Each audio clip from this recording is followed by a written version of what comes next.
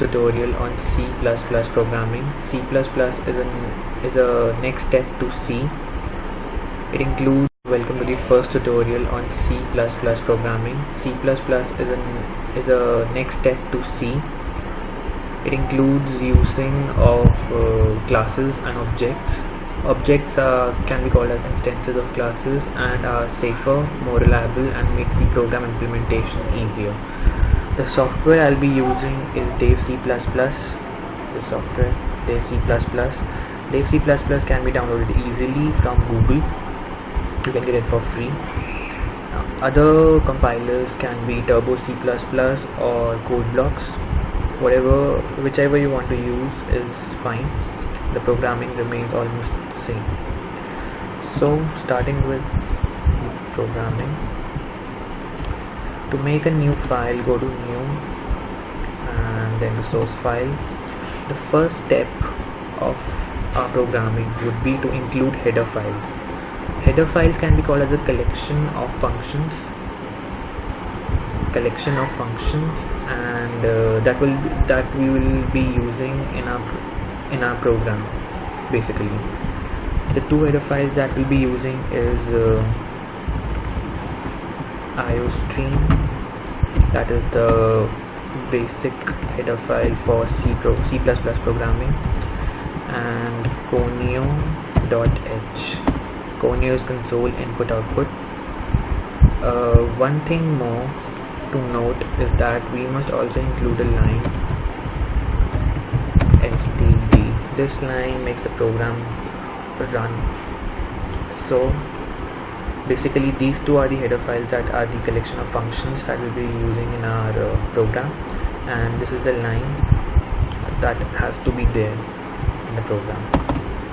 Now the function. The basic function of C or C++ programming is the function main. This has to be there. Without this, the program will not run, will not execute. Main has to be there in our program. So we will make a basic program on how to print hello world. The syntax for printing is cout followed by two less than brackets, two quotes, and whatever we have to print. Hello world followed by a semicolon. To hold the output screen, we must also include a function that is in a conio, that is get ch function. Get ch function basically holds the output screen, the screen on which the hello world will be printed. Let's make it, let's first save the file, save as. Now execute, compile and run. See, hello world, bright and clear. To print hello world in two different lines, one can make use of, there can be two methods for doing that.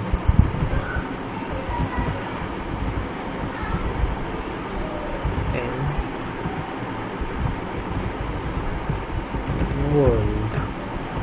Okay, executing, compile and run. Hello world. Also the next method is will be different, using endl. Execute, compile and run. Hello world. So endl or /n can be used for changing lines.